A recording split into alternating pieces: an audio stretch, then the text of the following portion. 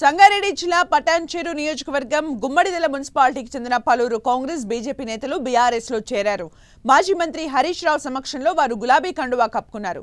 Gummadidala municipal ఎన్నికల్లో BRS విజయం ఖాయమన్నారు హరీష్ రావు. 6 గ్యారంటీలు అమలు చేయని కాంగ్రెస్ పార్టీకి ఓటు అడిగే నైతిక అర్హత లేదన్నారు.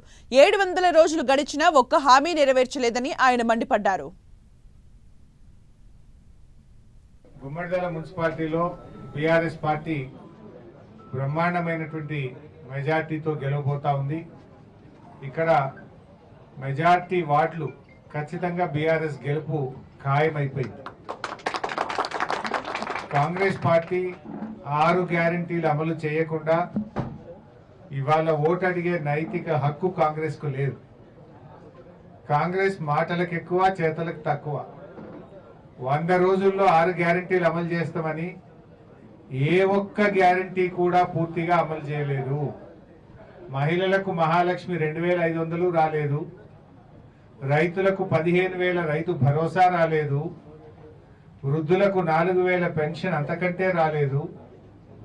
విద్యార్థులకు ఫీజు రియంబర్స్మెంట్, స్కాలర్షిప్ డబ్బులు రాలేదు.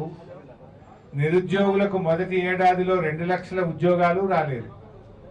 కాంగ్రెస్ అంతా కూడా మోసం, దగ అనేటువంటిది ఇలా ప్రజలకు అర్థమైపోయింది.